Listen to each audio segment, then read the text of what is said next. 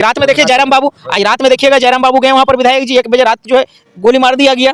इससे पहले एक घटना है हमारा, डरा हुआ नहीं है बिल्कुल। इसको आप कहीं लोग गाली बक रहे थे, सोचिए किसी थाना प्रभारी के लिए कितना जिल्लत का बात है, थाना में घुसकर गाली बक रहे थे। ये थाना प्रभारी कहीं ना कहीं हमको लगता है थाना प्रभारी की थाना प्रभारी का स्पीकर प्रभारी चोर लोग हैं। ये लोग कोयला चोरी में, बालू चोरी में, पत्थर चोरी में संलिप्त रहते हैं। होम मिनिस्ट्री इनके पास है, तो सीएम साहब हेमंत सोरेन जी जब चाहेंगे तब ये महकमा सुधर जाएगा।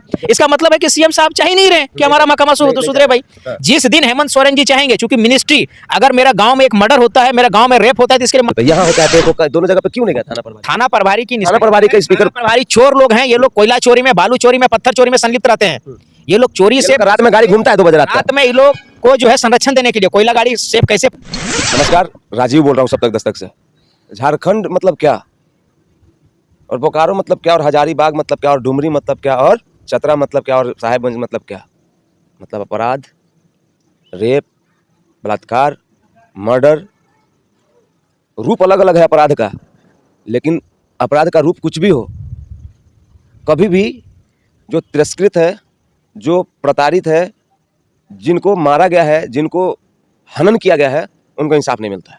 कि प्रदेश का विधायक फ़ोन करता है तो थाने से कोई फ़ोन नहीं उठाता है। नोटिस कीजिएगा उस वीडियो में, उसमें लिख दे 2 तरह का बिजी बताएगा आपको। फ़ोन किसी इंसान को कीजिएगा ना फ़ोन, तो 2 तरह का बिजी बताएगा। कैसा कैसा बिजी?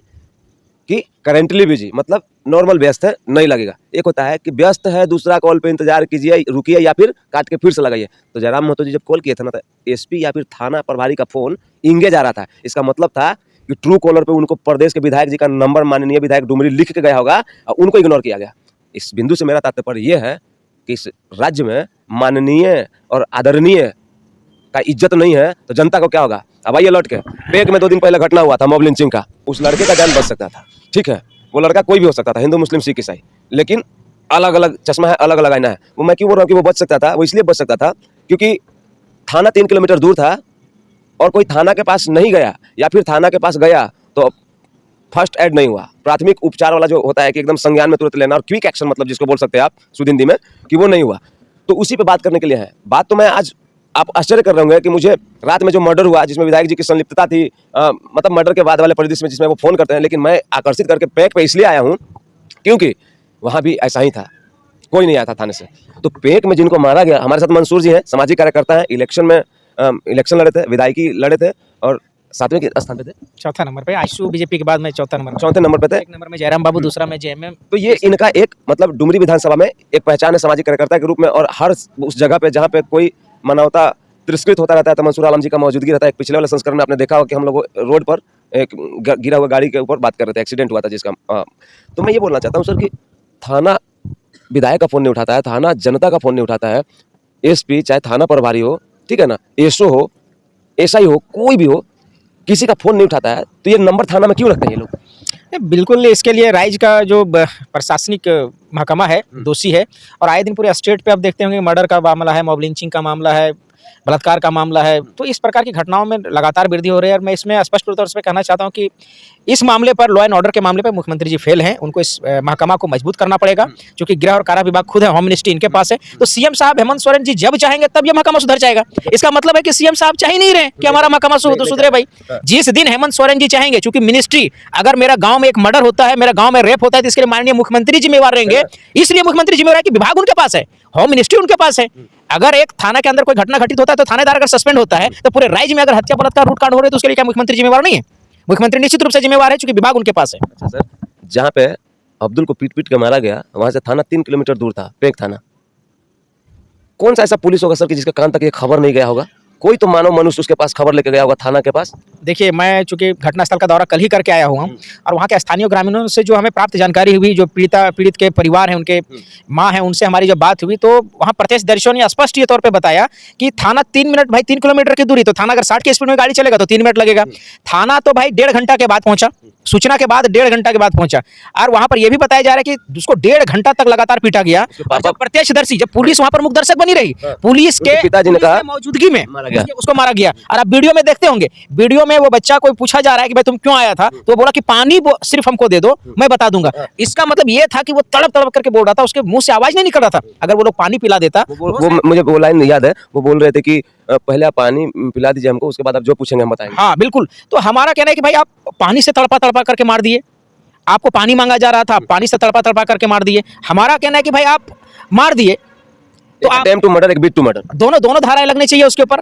और अगर अगर आप किसी प्रकार का अगर कुछ होता है, लोग बोलते हैं कि कुछ मीडिया के देखते होंगे, कुछ मीडिया जो दिग्भ्रमित करने का लोगों को काम कर रहा है, कुछ न्यूज़पेपर वाले उसमें छापते हैं कि भाई आप दुष्कर्म के चलिए प्रयास मान लीजिए थोड़ी देर के लिए कि किया था, अगर किया था उसके लिए, तो अगर ये तो किया नहीं था, क्योंकि प्रत्यक्षदर्शियों के अनुसार ये है ही नहीं था, ये मीडिया दिग्भ्रमित करने का काम कर रहा है। कुछ मीडिया, मैं तमाम मीडिया, आप जैसे मीडिया जो निष्पक्ष भाव से काम करते हैं मैं उनके बारे में बोल रहा हूँ।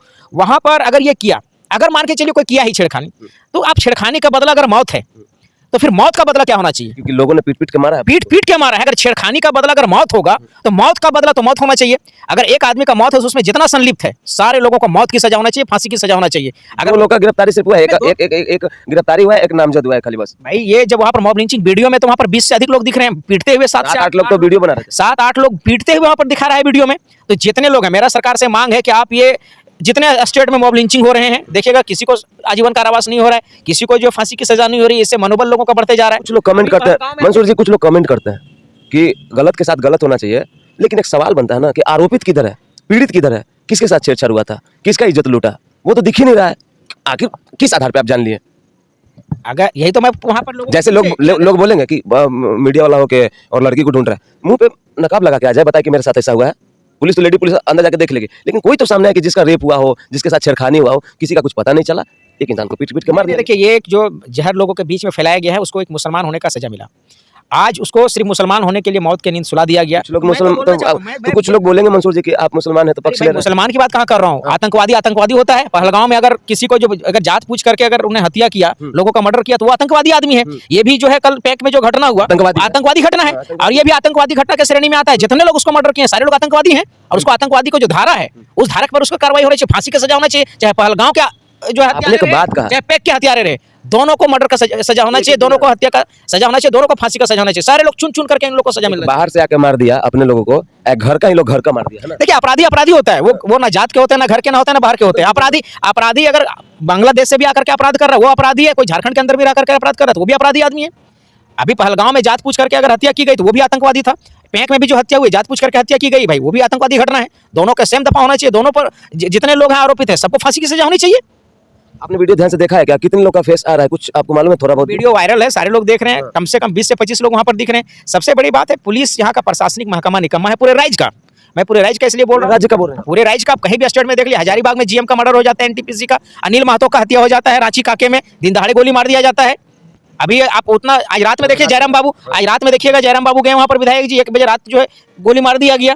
इससे पहले एक घटना है, हमारा पुलिस का विफलता देख लीजिए कि नावाड़ी अंतर्गत जुनोडी एक गांव पड़ता है, नावाड़ी पर थाना के अंतर्गत जुनोडी में, वहां से भी एक थाना प्रभारी क्यों नहीं गया घटनास्थल पे? यहाँ हो चाहे पेक हो, दोनों जगह पे क्यों नहीं गया थाना प्रभारी की? थाना प्रभारी का स्पीकर, प्रभारी चोर लोग हैं ये लोग, कोयला चोरी में, बालू चोरी में, पत्थर चोरी में संलिप्त रहते हैं। ये लोग चोरी से रात में गाड़ी घूमता है 2 बजे रात में, ये लोग को जो है संरक्षण देने के लिए, कोयला गाड़ी सेफ कैसे पहुंचे उसके लिए काम करते हैं। शराब गाड़ी जो है 2 नंबर का शराब, उसको सेफ रास्ते डेस्टिनेशन तक पहुंचाना है। कोयला गाड़ी को, लोहा गाड़ी को, बालू गाड़ी को, ये चोर आम जनता के साथ लूट बलात्कार मर्डर होगा तो नहीं जाएंगे। कहाँ जाते हैं? अरे भाई, आज विधायक हमारे खुद फोन करके उन लोग को जब बोले नावाड़ी थाना के प्रभारी को, तो विधायक खुद बोलते हैं, विधायक जी आप मत जाइए, सेंसिटिव इलाका है। कैसा प्रशासन है जी? ऐसा थाना प्रभारी को अविलंब जो है सस्पेंड करना चाहिए था। दूसरे शब्दों में क्या बोलेंगे? डरा हुआ को दूसरे शब्दों में क्या बोलते हैं? डरा हुआ नहीं है बिल्कुल। इसको आप कहीं लोग गाली बक रहे थे, सोचिए किसी थाना प्रभारी के लिए कितना जिल्लत का बात है, थाना में घुस के गाली बक रहे थे। ये थाना प्रभारी कहीं ना कहीं हमको लगता है आप मतलब प्रेशर में काम कर रहे हैं। तो प्रेशर अगर है किसी का, तो भाई उसके लिए सीएम को अपने संज्ञान में मामला सौदा लेकर के इसको सॉर्ट आउट करना चाहिए था। इसका प्रेशर होगा? प्रेशर तो भाई अब तो एक दूसरे का वरीय पदाधिकारी का ही लोग हवाला देते हैं। तो वरीय पदाधिकारी ये कौन है? सीएम से बड़ा तो वरीय कोई नहीं होता है पर स्टेट में। तो सीएम का जब उनके, हम सीएम को बार बार इसलिए बोल रहा हूँ कि सीएम के पास ये मिनिस्ट्री है। अगर किसी गांव में प्यासा कोई मर जाता है तो उसके लिए पेयजल स्वच्छता मंत्री जिम्मेवार होंगे। अगर शराब का कोई कांड हो जाता है कहीं पे, तो उसके लिए मद्य निषेध विभाग के जो मंत्री रहते हैं उनको जिम्मेवारी लेनी पड़ती है। अगर कोई भूखा मरता है तो उसके लिए खाद्यापूर्ति मंत्री को लोग जिम्मेवार मानते हैं। तो अगर लॉ एंड ऑर्डर खराब है, यहाँ तक सीएम के पास मिनिस्ट्री है, तो सीएम इसके लिए जिम्मेवार है। मॉब लिंचिंग की घटना भी आपको बताता हूँ। सीएम साहब, कहीं ना कहीं लोगों को, मैं राज्य सरकार से एक अनुरोध करना चाहता हूँ कि आप मतलब मेंटली लोगों से जुड़ने का काम करिए, सिर्फ राजनीति करने का काम नहीं। अभी आप देखते होंगे मॉब लिंचिंग का कानून सीएम साहब लाए, जेएमएम की सरकार ने लाया, लेकिन विधानसभा में प्रस्ताव पारित करके राज्यपाल के पास भेजा। राज्यपाल ने पुनः संशोधन के लिए उसमें कुछ छूटा हुआ था।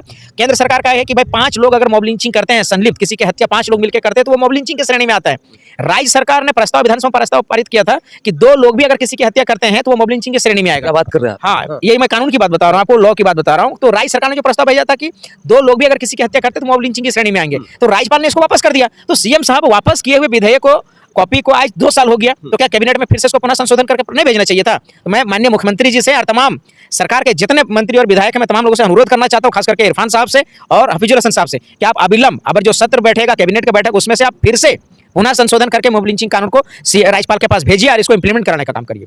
और सबसे इम्पोर्टेंट चीज़ ये भैया कि पुलिस इतना कमजोर है क्या वास्तव में? अरे पुलिस तो मैं तो बार बार ये बात बता रहा हूँ कि कहीं ना कहीं दोहरा नीति अपनाया जाता है। आज रितेश पांडे की हत्या हुई थी, वो मॉब लिंचिंग की श्रेणी में था कि नहीं पता नहीं हमको, लेकिन वो रितेश पांडे के परिवार परिजन को नौकरी मिलता है, 25 लाख रुपया मुआवजा मिलता है। तो भाई तो उसको रितेश पांडे को अगर मिलता है, समानता के अधिकार की बात करते हैं, तो मुसलमान आपको भाई थोक के भाव में वोट देता है, तो फिर मुसलमान के लिए भाई ये 2 रंगा नीति क्यों?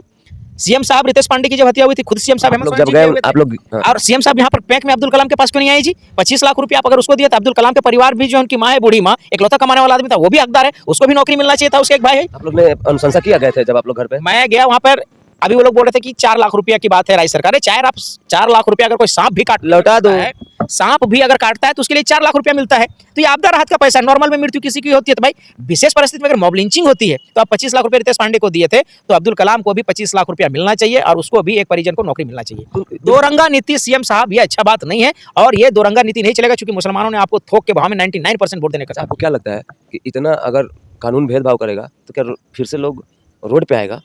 तो क्या लोग गलत होगा रोड पे? आज देख लीजिए, आज ही का घटना है, विधायक जी खुद अपने जो है एसपी को फ़ोन लगाते हैं, डीएसपी को फ़ोन लगाते हैं, फ़ोन नहीं उठाया जाता है, थाना प्रभारी उल्टा बोल देते हैं विधायक जी की कि भाई आप उस स्थल पे मत जाइए। अब अगर आज देखिए रोड जाम हुआ नावाड़ी थाना में, और एसपी साहब खुद आए, डीएसपी साहब खुद थाना में आए, विधायक से वार्ता करने के लिए आश्वासन दिए हैं कि 24 घंटे के अंदर आरोपियों की गिरफ्तारी होगी। तो क्या राज्य सरकार को किसी भी हत्या आरोपी की गिरफ्तारी के लिए हर समय क्या रोड जाम करना है? अगर सबको इंसाफ चाहिए रोड जाम करके ही, तो निश्चित रूप से हम लोग रोड जाम करने का काम करेंगे। अगर अब्दुल कलाम के हत्यारों को फांसी की सजा मिले और उसके परिजनों को मुआवजा मिले, इसके लिए अगर रोड में आने की नौबत पड़ेगा तो आएगा, हमारा समाज आएगा, और वैसे तमाम लोग आएंगे जो सेकुलर विचारधारा के लोग हैं, जिसको लगता है कि आतंकवादी भी। सिर्फ आपके समाज की बात नहीं कर रहा हूँ, इसमें हर वो शख्स आएगा जो इस घटना से पीड़ित है। जितने धर्म का बात नहीं है, जो जितने लोग सेकुलर विचारधारा के लोग हैं, वो सारे लोग से मैं अपील करता हूँ, ऐसा थोड़ी कि सिर्फ मुसलमानों को मॉब लिंचिंग करके आदिवासियों की हत्या, पंडित ब्राह्मण सबका हत्या हो रहा है, तो मैं इसके खिलाफ में, हत्या किसी की भी हो, लेकिन अपराधी किसी भी परिस्थिति में नहीं छूटना चाहिए। कई आदिवासियों की हत्या हो जाती है, तो उनको भी अगर कोई हत्या कर ला, हत्यारा होता है, वो किसी की जात का नहीं होता। मैं आपसे एक बार मतलब मिला था, उस वक्त जिक्र में बोल रहा था कि अगर मान लीजिए कि किसी को आप रंगे हाथ पकड़ते हैं, आपत्तिजनक स्थिति में पकड़ते हैं, तो आप उसको पीटिए, आप उसके साथ हद तक मारपीट कीजिए और अंत में थाना को दे दीजिए, क्रोध व्यक्त करके थाना में दे दीजिए। जान ले लेना तो मुनासिब नहीं है किसी भी एंगल से। ये तो भाई किसी भी परिस्थिति में जो है एक्सेप्टेबल चीज़ें नहीं है, और ये होना भी नहीं चाहिए। लेकिन आज के लोगों में मीडिया के द्वारा जहर फैलाया जा रहा है, कुछ संगठनों के द्वारा लोगों के खिलाफ में। आपने ये भी कहा कि धर्म विशेष देख के अब्दुल को भी पीट के मुस्लिम, मतलब इसमें चांस लगता है आपको 50-50 कि उसको मुसलमान समझ के भी पीट के मार? बिल्कुल, ये तो उनको वहाँ के लोग तो जानते भी थे उसको, ऐसा थोड़ी कि घर के बगल का है 5 किलोमीटर में उसको नहीं जानता है। वो व्यवहार से वाकिफ, वो सेंटरिंग मिस्त्री था, सेंटरिंग का काम करता था। वहाँ के जो प्रत्यक्षदर्शियों के अनुसार वहाँ के लोग जो बताए कि ये सेंटरिंग का काम करता था, वो गाँव में काम करता था, वो तो उसके यहाँ आना जाना रेगुलर था, वो तो सेंटरिंग के काम करने के लिए गया हुआ था। तो ऐसा थोड़ी कि वो लोग नहीं पहचान रहे होंगे। जो मैं किसी को टारगेट नहीं कर रहा हूँ, लेकिन जो हत्यारोपी उनको सजा मिलना चाहिए। मेरा टारगेट पे हत्यारोपी, उनको फांसी से कम का सजा नहीं होना चाहिए।